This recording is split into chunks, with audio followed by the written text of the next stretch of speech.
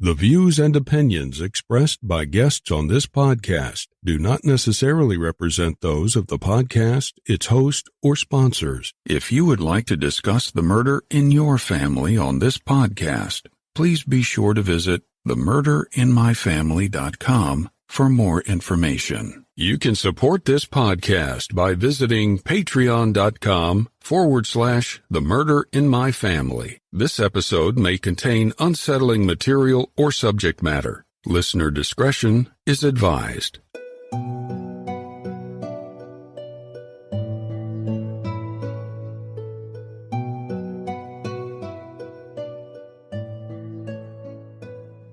Thank you for joining me for episode 56 of The Murder in My Family. I'm your host, Mike Morford. In this episode, we'll be exploring the case of Matthew Dane, a 19-year-old Air Force serviceman who was shot to death in 1986 before his body was discarded in an out-of-the-way area outside of Las Vegas. An arrest would come soon after his murder, but it wouldn't lead to a conviction. We'll jump into this case after some quick housekeeping. I'm battling a cold, so please forgive me if my voice sounds a little rough. Independent podcasts like this one depend on word of mouth to bring in new listeners. So if you find that you enjoy this podcast, please take a minute to rate and review it wherever you listen to your podcast. And be sure to introduce a friend to the podcast too, and invite them to listen. With your help, the show can continue to grow and reach a new audience. To learn more about the show or the cases we discuss, please visit themurderinmyfamily.com. You can also find us on Twitter with the handle @MurderInMyFam, or by searching for the Murder in My Family podcast on Facebook. If you'd like to support the show through a Patreon donation, it's always appreciated, and you can do so by visiting patreon.com/themurderinmyfamily. Benefits of supporting the show on Patreon include early access to ad-free episodes of the show, plus bonus content not heard in regular episodes. Support may also include thank you cards, stickers, and more. If you prefer to, you can also support the show through a PayPal donation by visiting paypal.me/themurderinmyfamily. In each episode, I'll give shoutouts to any new supporters. In this episode, I'd like to thank Annie and Theodore Katz, as well as Jennifer Bardwell. And thank you to all of the supporters that generously donate and help keep the show growing and improving. One last note. Please consider supporting any of the sponsors that you hear on The Murder in My Family, the way that those sponsors support the show. It's with our sponsor support that this show can go on and continue to provide a platform to share these stories with you in every episode. Thank you, and now on with the show. Matthew Lee Dane, known to family and friends as Matt, was born on July 10, 1967, in Frederickstown, Missouri. He has an older brother, Mitch, and a younger sister, Jody. Matt's father, Gary Dane, was an accountant for the St. Joe Minerals Corporation, and his mother a stay-at-home mom. Today, his parents have been married for almost 60 years. A happy and close family for sure, but for the last 34 years, Matt's family hasn't been whole. Not since Matt's brutal 1986 murder. Matt grew up in Viburnum, Missouri, a small community in the Ozark Mountains, about 100 miles southwest of St. Louis. He graduated from Viburnum High School in 1985, and shortly after, enlisted in the U.S. Air Force. After graduating boot camp, Matt was stationed at Nellis Air Force Base in Las Vegas in September 1985. Matt loved the outdoors, so Las Vegas seemed to be the ideal place for him to live. His ambition was to become a forestry ranger, according to his family. On September 6, 1985, Matt registered 3 guns with the 554th SPS Armory on Nellis Air Force Base, a 12-gauge Browning shotgun, a 22 caliber Ruger rifle, and a .243 caliber Remington rifle. A few months later, on May 17, 1986, Matt, who was then 19 years old, married Sally Ann Adams in Sally's hometown of Salem, Missouri, roughly 35 miles from his home in Viburnum. After his marriage to Sally, the couple returned to Las Vegas and moved into an off-base apartment. The future was looking great for the young newlyweds. Matt and Sally were both skilled with firearms and often went target shooting together in the desert. On June 2nd, 1986, Matt arrived at the 554th SPS Armory on Nellis Air Force Base to report to military personnel that he was now married, and he requested custody of his weapons so he could store them in his apartment off base. On September 8, 1986, the Las Vegas Police Department received a phone call at 1400 hours, or 2 p.m., stating 2 civilian hikers had found the deceased body of a white male on Champion Road in the Mount Charleston-Deer Creek Canyon area, north of Highway 158. This was 40 miles from Las Vegas. The body was identified as Matt Lee Danes. An examination revealed that Matt had been shot 6 times with a .22 caliber rifle, 3 shots in the chest, and the rest in his back and left side. Matt was tentatively identified by his military active duty ID card, and later positively identified through dental and military records. Dr. Chase, the medical examiner, couldn't provide the time of death, but he did confirm that Matt had expended .22 caliber bullets recovered from his body, and the bullets were released to the Las Vegas Police Department. None of Matt's guns were found where his body was located, and police said it was possible that Matt was killed in another location and then dumped in Mount Charleston. On September 15, 1986, 7 days after Matt's murder, hikers found 2 weapons a little over 4 miles from where Matt's body was found. Checks with the National Crime Information Center system determined the weapons belonged to Matt Lee Dane. Less than a month later, on October 3, 1986, Las Vegas Police Department's criminal lab conducted a gun analysis, which concluded the weapons found belonging to Matt and the projectiles recovered from his body matched, proving that Matt Dane was killed with his own .22 caliber rifle. When questioned by Las Vegas PD, Matt's widow Sally said that she and Matt awoke early on Sunday, September 7th, and attended the 11 a.m. church service at the Trinity Temple Center. Afterwards, they went home to change clothes before heading to Long John Silver's on Charleston Boulevard.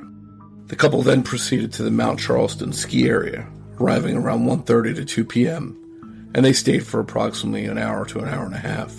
According to Sally, the pair then drove back to Las Vegas and stopped by a 7-Eleven convenience store at the intersection of Nellis and Charleston Boulevards at around 4 p.m. Sally claims that Matt went in to pay for gas, and when he came out, he told her he was going target shooting with a person he just met in the store. According to Sally, Matt retrieved his guns from the trunk of their vehicle and placed them into the stranger's vehicle before leaving with the unknown person. When police asked Sally about the unidentified person's vehicle, she claimed she couldn't recall the make or color of it, nor did she actually see the person her husband was going shooting with.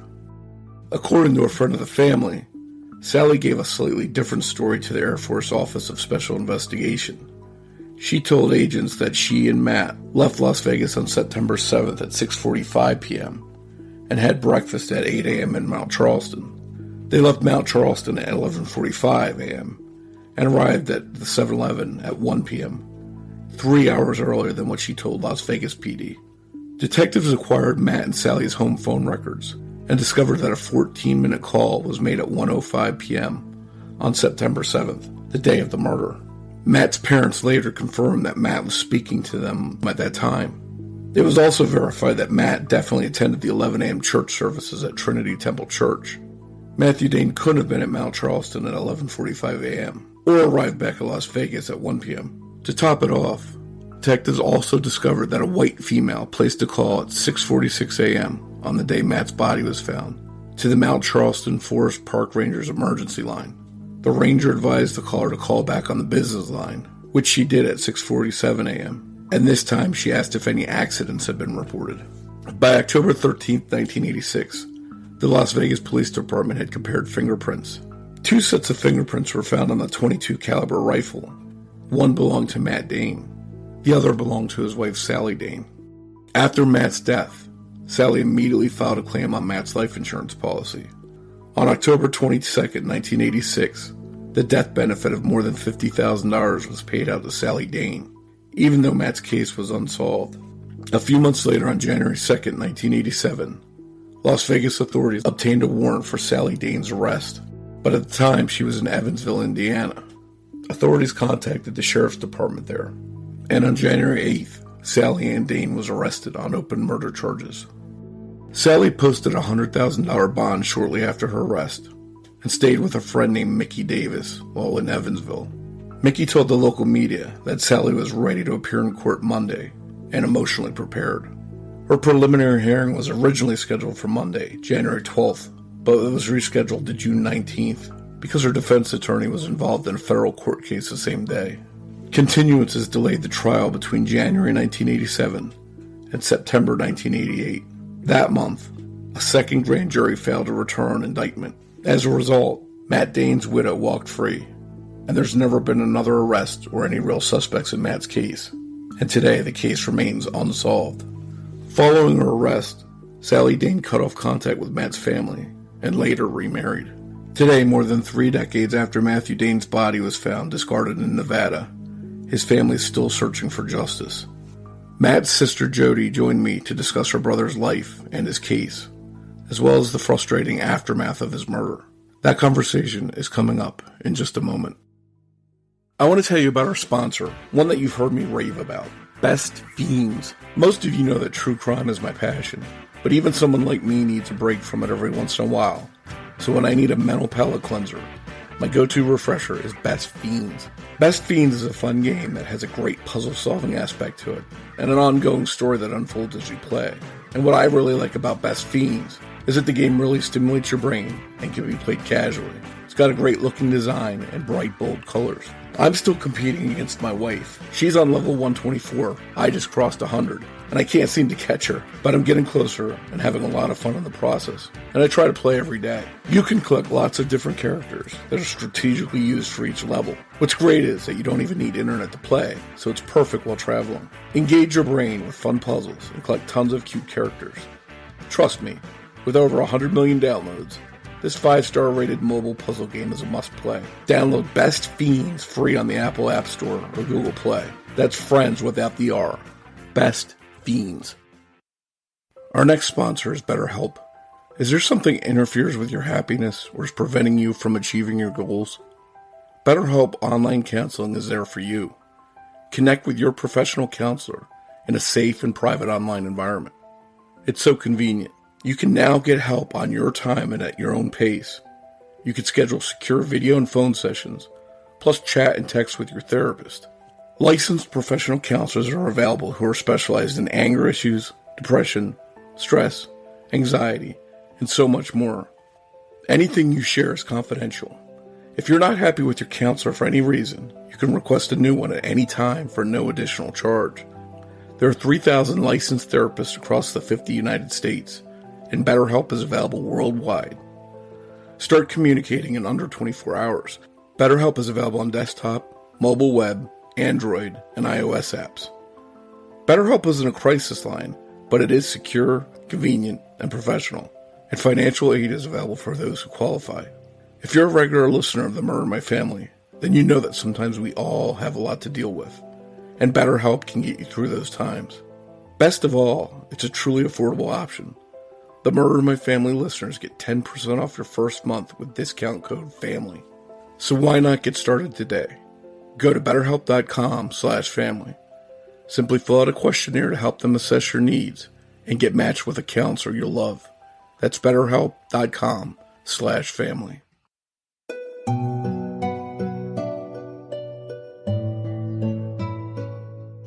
Hi, Jody, and thanks for coming on to discuss your brother Matt's case with us today. Thank you. Good morning. You've been searching for justice for Matt since his death in 1986. How tough a road has this been for you and your family all these years? Pretty tough.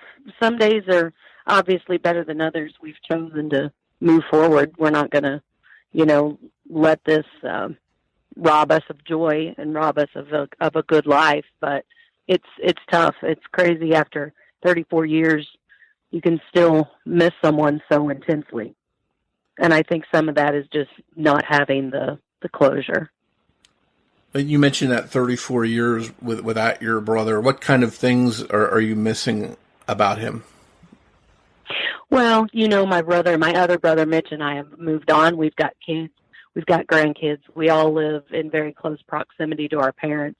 Our parents are both still alive and basically healthy. We hunt, fish together. We have holidays together. We laugh together. And there's just always a hole. There's always a piece of us that's missing. And before we get into the actual case and the murder itself, can you tell us a little bit about Matt and maybe what kind of person he was, or maybe share some of your memories of him? Matt was just a fun kid. He was a middle child, so I probably fought with him more than my older brother. My older brother fought with him more than me. But we were all really close. We had kind of I call it a Mayberry type childhood. We lived in a little bitty town, and every afternoon was spent together outside. We had beagles, and we used to have beagle puppies, and we just his main thing in his whole life was hunting and fishing. He was a very avid outdoorsman. He was an entrepreneur from the time he was a little kid. He was very mechanical always, so he would fix other kids' bikes and charge them for it. And so he always had some money. He always had more money than me and my brother had. He would, get out and work for people and just go drum up business however he could. And just a lot of fun. He was never in any trouble in school, never at all a worry or a bother. He was just a really all-around good, fun kid. So it sounds like he really enjoyed himself, but he also found time to hang out with family and be close with you guys. Absolutely. After high school, Matt joined the Air Force and served his country. Was that something he was particularly proud of or excited about doing? He was. He really wanted, like I said, he was always very mechanical. And I think going into his senior year, he was not real sure what he wanted to be doing forever and ever. He knew he wanted to make good money so that he could have the money to play, basically, have the money to hunt and fish and have a good job so he could take the time off to do that, spend time with family. And so he got a friend of his had joined the Air Force, and so he looked into that and decided that might be what he wanted to do and become a aircraft mechanic. His goal here in Missouri, McDonnell Douglas is in St. Louis, and that was his goal, actually. He wanted to serve his time in the country, get his credentials, and then come back and be a mechanic for McDonnell Douglas here in St. Louis and just be able to buy a place outside the city and hunt and fish, do what he loved. So that was a really good transitional thing for him to take what he liked and what he knew how to do and maybe parlay that into some kind of career down the road that he could use. Yes, absolutely. And what rank was he, by the way? Airman first class. Okay. He'd only been in about a year and a half. He hadn't been in a real long time. He went in, of course, he graduated in 1985. He got out of school about a month early. They got him an early entry date. And so he had plenty of credits to go ahead and graduate. So he worked out. He didn't actually walk in his graduation, but he left school in May as a graduate and entered the service. He was only 17 at the time. And of course, he was killed when he was 19. So he only actually served from like May of 85 to September of 86 at the time of his death. So he hadn't been in a real long time. And during that time, I think it was May 1986, just a few months before he was murdered, he married a woman named Sally Adams. He did. How long did Matt and date Sally before they got married? And did your family know her well? We knew her well. We loved her. Absolutely.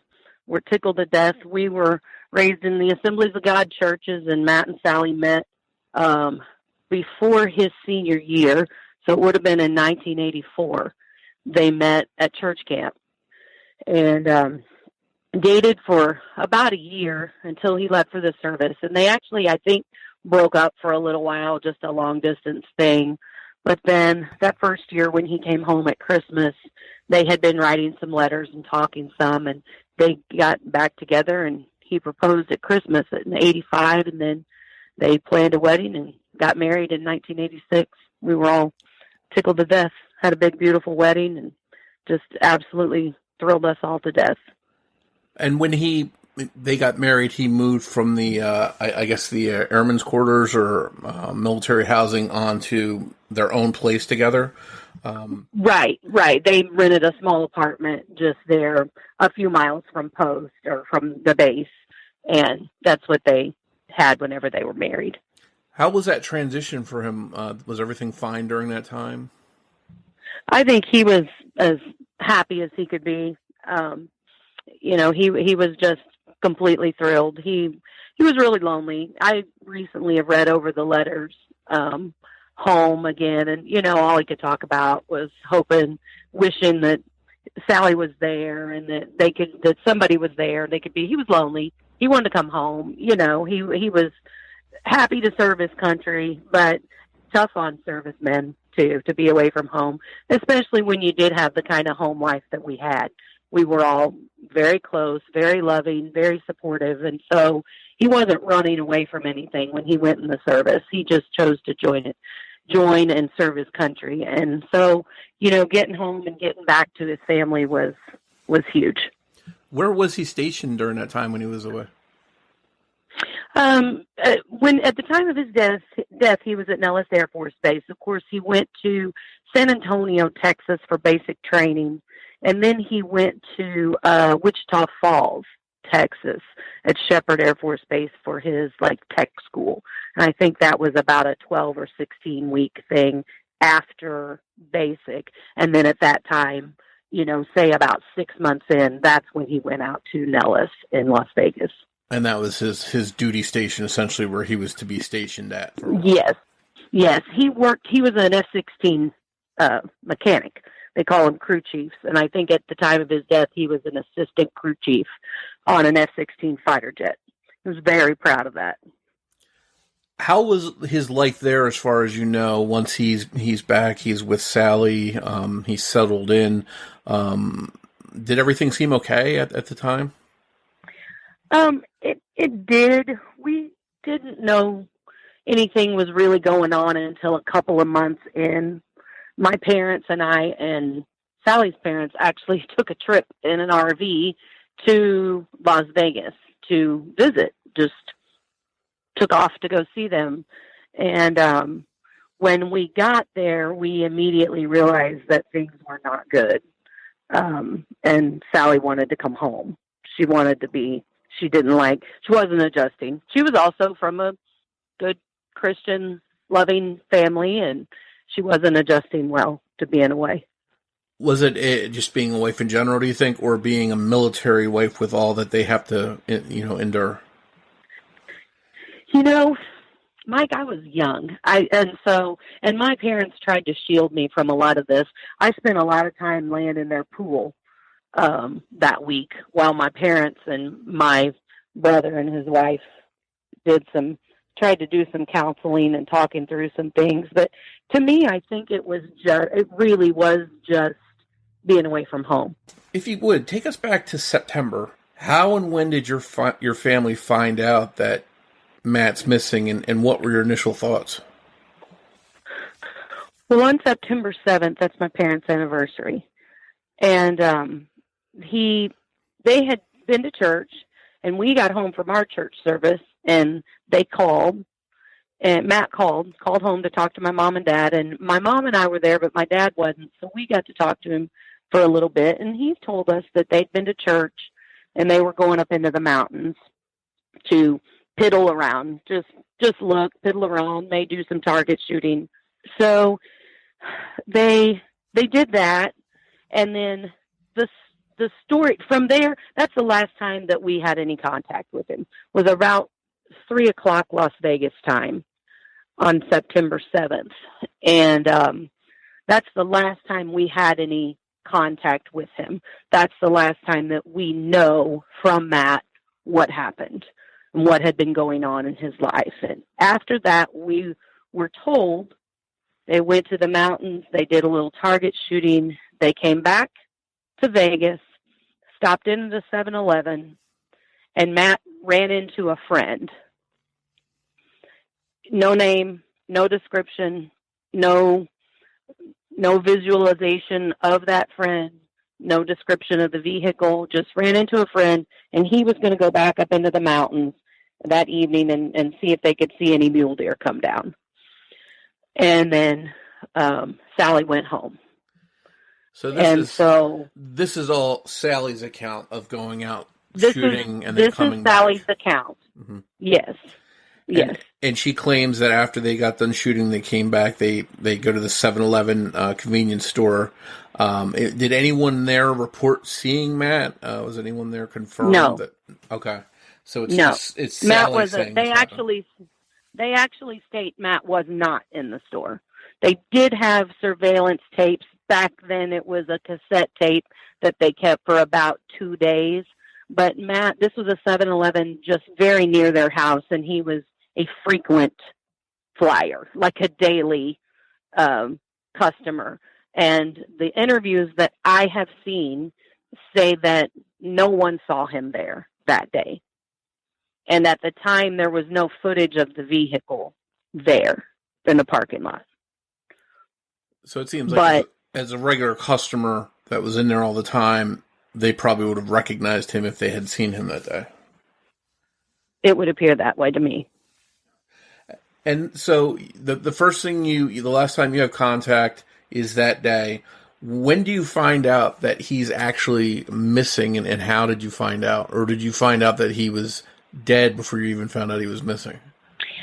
No, the following morning, his wife called my mom and said, Matt didn't come home, and I don't know what to do. And so my mom instructed her to call the Air Force Base, and that my mom said, I'm going to call my dad. I'm going to call Gary, my husband, and I'll call you back. We'll see what we need to do. And so that's when we found out that he was missing, that he had not come home. The next day, at some point that day, his body was found in an out-of-the-way area, and he had been shot several times. Yes. Several hours later. I'm sorry, go ahead. No, and I was going to say, and was that, as far as you know, is that the area where he was found, is that the area he typically went, target shooting? No, apparently not. In some of the interviews, I didn't know. I knew that he went up to Mount Charleston some. There was a new lodge that was built, and it was a nice area. He had talked about Mount Charleston. But apparently there's a lot of, scrub brush, and it's not where someone who was going to shoot rifles would go. A pistol is a little different. You need 30 feet. But with a rifle, you need at least 150 yards to be able to really shoot and sight in a rifle. So, apparently, no. I've not physically been there to the scene, but from what I'm being told and have been told, this is not where you would go shoot a rifle. He normally went to the desert. There were several friends who mentioned that they had been to the desert shooting with him. Knowing your brother as well as you did, was he the type of person that would go someplace like that with someone he didn't know or didn't trust? Not that he didn't trust. I don't know. He didn't know many strangers. So if he struck up a conversation with someone who did seem friendly and interested in the same things, in 1986, it wouldn't surprise me for him to go somewhere with someone. That wouldn't be horribly surprising to me. So that account that she gave initially didn't seem too bizarre, didn't seem too... not at all. No, not at all. When Matt was found dead, how soon did your family get that news, and how did you all react to that? We learned that there had been a body located by hikers. The body of a young white male had been found by hikers that had been shot to death. So we learned of that about maybe 7:00 in the evening, and by this time, my dad, along with Molly's dad, were on the way to St. Louis to the airport. They were flying out there because we'd had all day to realize, Matt's missing, something's going on. So my dad was on his way to St. Louis. And so my brother and my brother had come in from another town, and we were there at home. And, of course, law enforcement and a very close friend, small town, showed up at our door about 9 p.m. And so my parents weren't even able to be together when they learned that. My dad was standing in the Lambert airport when he found out that Matt had been, that's when they had, by this time they had positively identified the body. His ID was on him. His wallet was on him, and they had identified the body. And so that we did find out that it was Matt for sure. And the way that he was killed, being shot so many times, it seemed like it was very personal or maybe overkill. Yeah. Yeah. What immediately came to your mind? Did you all have any ideas of, so and so had an issue with them? Maybe it was them, or what was your initial thinking? Total stunned. Like I said, this is a kid that had never been. I mean, I think he'd had a speeding ticket, but never been in any kind of trouble. You know, I'm not diminishing anyone else's pain or loss, but this wasn't a kid that was out gangbanging and slinging dope, and you know, he was just a clean cut serviceman. He was a really good kid, went by the rules, played, you know, reported for work every day, and we were just completely stunned, you know, who, how, what, you know, and thinking maybe he had just come on to somebody crazy at the 7-Eleven and gone up there and, you know, whatever, an argument took place, or, you know, they tried to rob him and he didn't have any money. We just didn't know, just total shock. And eventually you mentioned that early on, Sally's story didn't seem bizarre. The police didn't really seem to have any issues with it, but it wasn't long before the police started questioning Sally's account. What do you know about that, and why did that happen?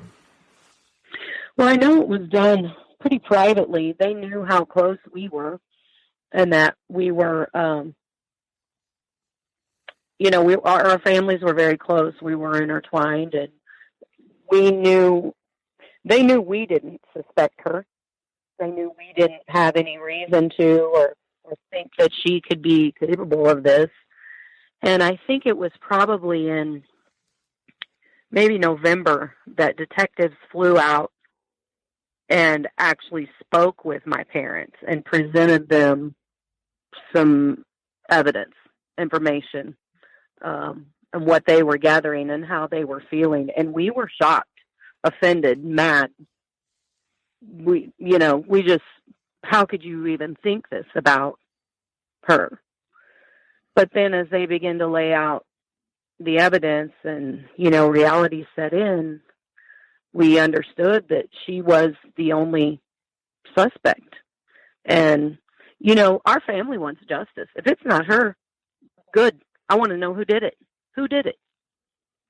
You know, I'd love for an eyewitness to come forward and say, hey, I saw that kid. I saw that guy, and he was with, you know, whoever, one of my friends. I'd love for something else to come up. But everything we have been told and shown and proven for almost 34 years leads to one suspect. And every time that we call Las Vegas to talk to anyone, still one suspect. I think one of the major pieces of evidence was that Sally's fingerprints were found on Matt's gun. The guns were not found at the scene. They were actually found a few miles away. They had been discarded. He was shot with a .22, and there was another gun, a shotgun. And those weapons were found a few miles away by hikers. Again, they were found, and there were 2 sets of fingerprints, and were hers and his. And she can't explain that because he taught her how to shoot the guns. So that's not that's prints, not a smoking gun per se. Yeah, so her prints would be on there naturally since she admits to shooting Sure. the gun. Sure. So So many things. So many things were just. It seems now, looking back, as we really started looking into this, a lot of things were missed. For one thing, the Air Force paid out the life insurance like immediately, almost immediately. Within 3 days, a staff sergeant cleared her of any wrongdoing and paid out the life insurance, which was unheard of. And looking at it now, there may have been a clause. She may have only been able to have gotten $3,000, but she was paid the 50. We were understanding that the 50,000 was for soldiers killed in the line of duty, and he wasn't. He was active duty, but he wasn't killed in the line of duty. I don't know. We're speaking with the Air Force about that. And you bring up a good point. You mentioned that the Air Force is investigating it. You've got regular police investigating it. Did it seem like having multiple people digging into it was going to result in a resolution, result in an answer? It did. I think we were all just naive. We just thought they're going to take care of this. This is going to, it'll go to trial and this will be handled. We'll get justice for this. She was arrested eventually, in January of 1987. And like I said, I was really young. So some of the dates and details are fuzzy to me. I would have to look through the case file to be particular. But she was in jail about a week, I think, in Evansville, Indiana. That's where she came back to school. And then they extradited her out to Vegas. And she was there for just a short period of time before she was bonded out. And so that's all that, that's the only time she's ever spent. Yeah, so she was arrested January of 1987, just a few months after Matt was murdered. Yes. When the arrest came, did that shock you? Did you say no? There's no way it's Sally, or what? Not by the time the arrest came. Like I said, we knew that they were going to arrest her. We had already been given the heads up when Lieutenant the detectives Geary and Ziola had come to Missouri to speak with us and present this. They weren't good about that. They kind of gave us a heads up that, hey, this is where the investigation is leading. This is where it's going. And you need to sit on it and just be quiet and let us do our jobs. But as, I guess respect, protocol, we knew that she was going to be arrested. And unfortunately, that arrest didn't lead to justice, didn't lead to a conviction. Tell us what happened. No. Well, like I said, she was extradited out to Vegas, and she was bonded out. And then the legal stuff, the lawyers got involved. And there's a lot of really political. Oscar Goodman was her attorney. He's attorney in Las Vegas, and he was her attorney. He was excellent.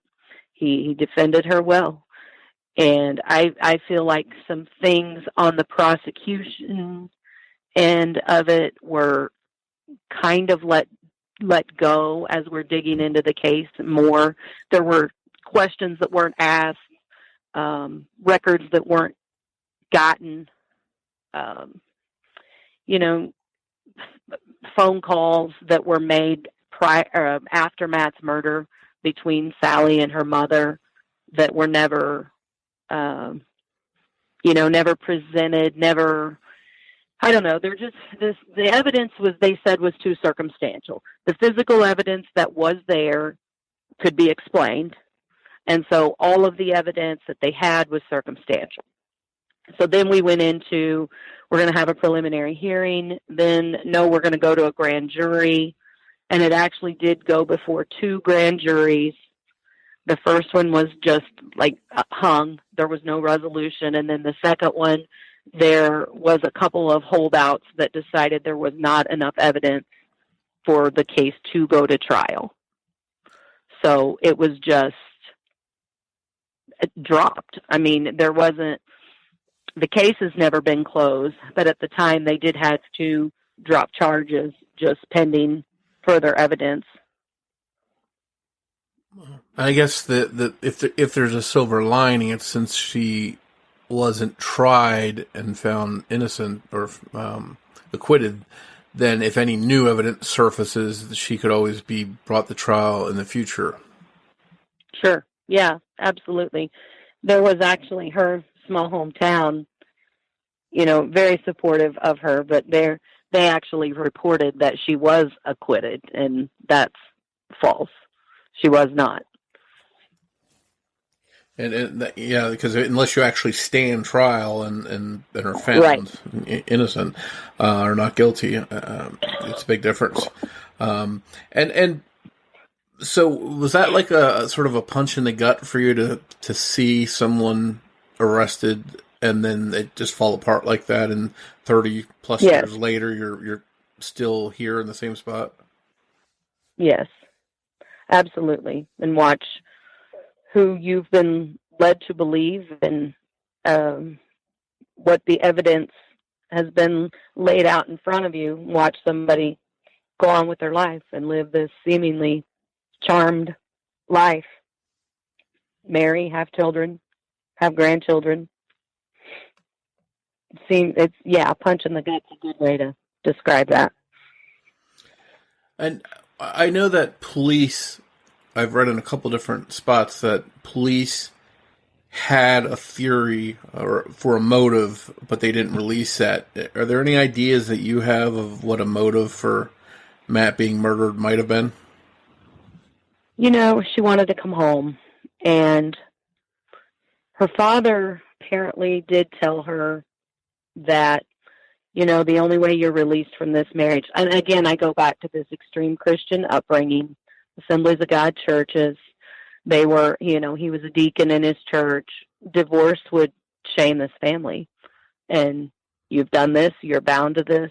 And the only way out of this is if your husband is gone, because our family doesn't do divorce.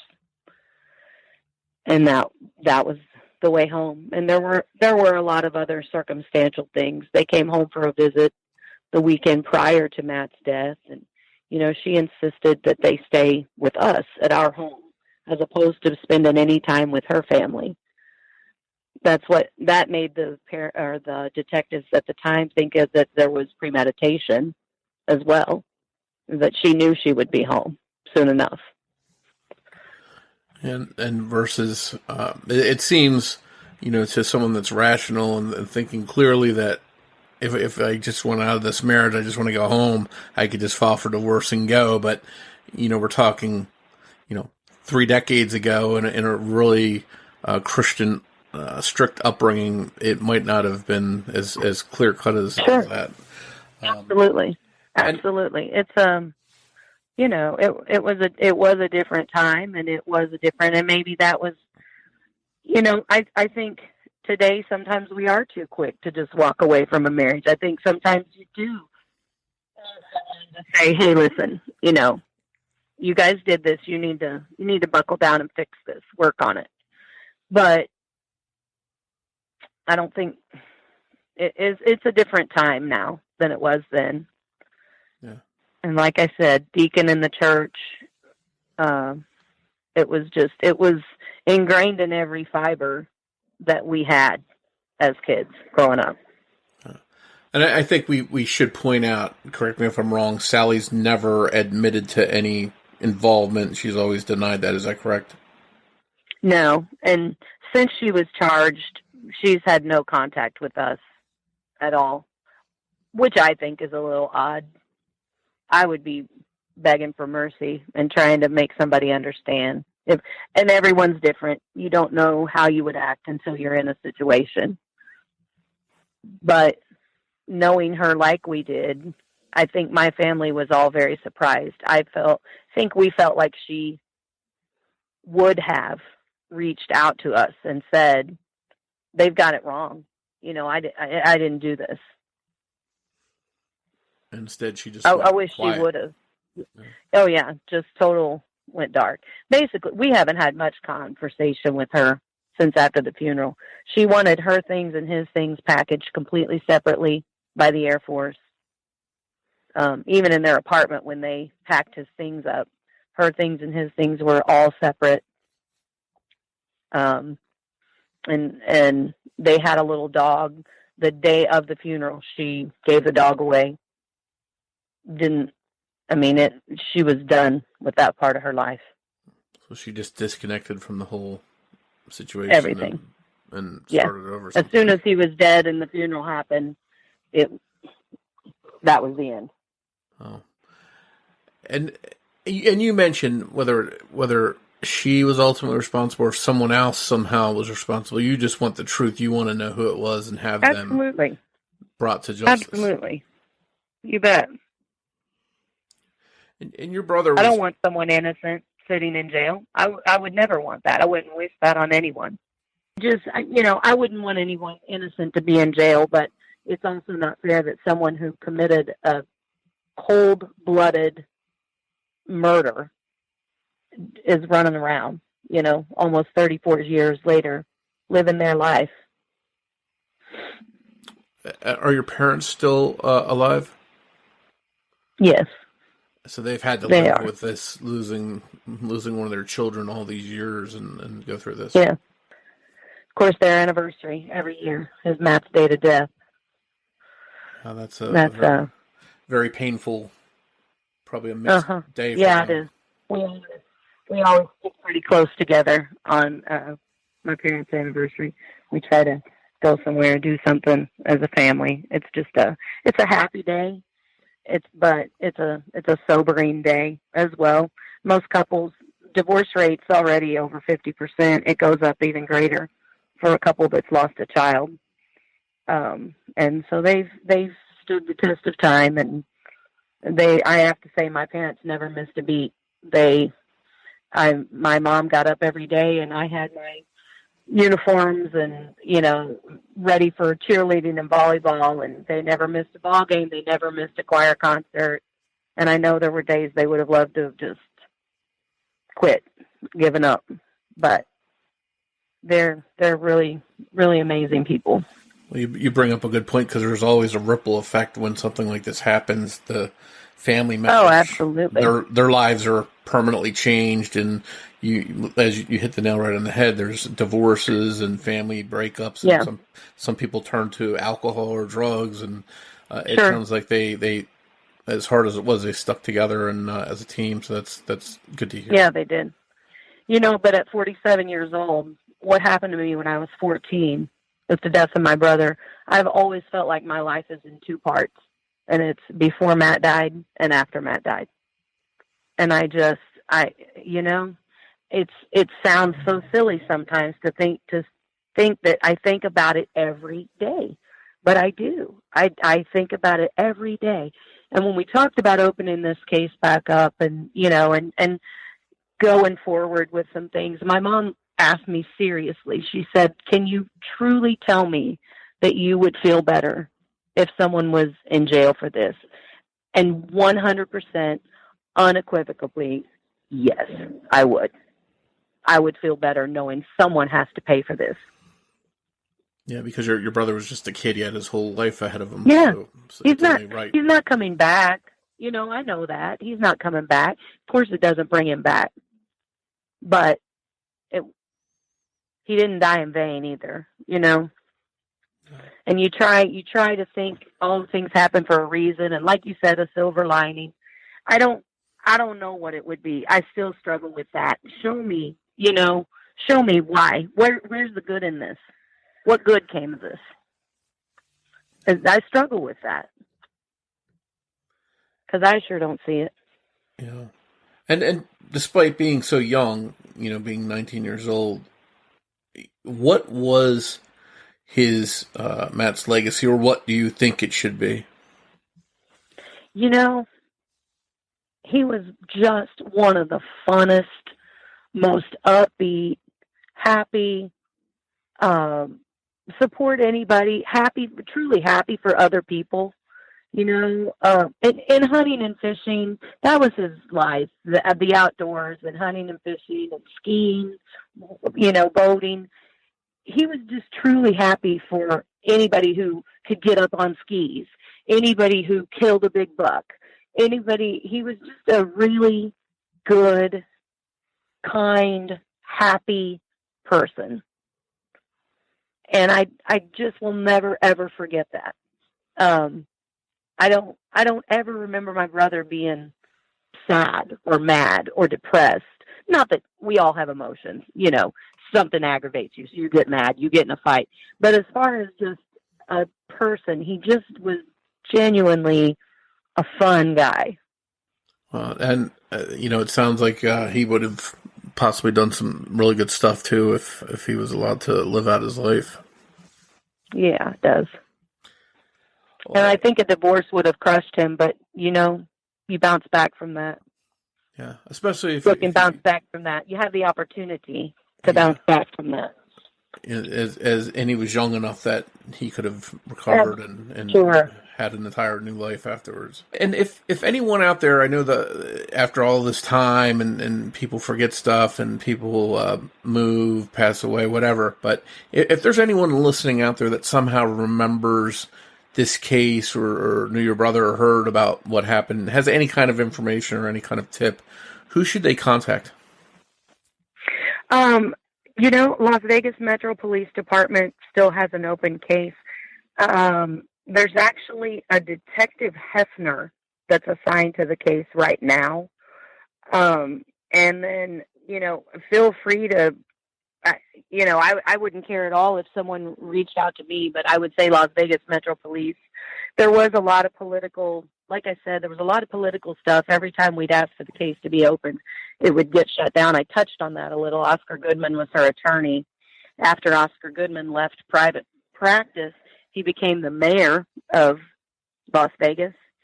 He served for many, many years. And when he left office, his wife became the mayor, Carolyn Goodman. She's still the mayor of Las Vegas. So we've often wondered if this case hasn't gotten, the mayor does sit in some authority over the entire city government. We've often wondered if there wasn't some political, even though Matt was not a political figure at all, but because it was a Goodman case, if there wasn't some kind of a link there that he didn't want this case open back up. So it sounds like you're left with lingering doubts and lingering questions after all these years. Yeah, absolutely. Well, I hope somehow, some way that you do find out the truth and get answers and get justice, even if it's this many years later. And I can't thank you enough for sharing Matt's story with us.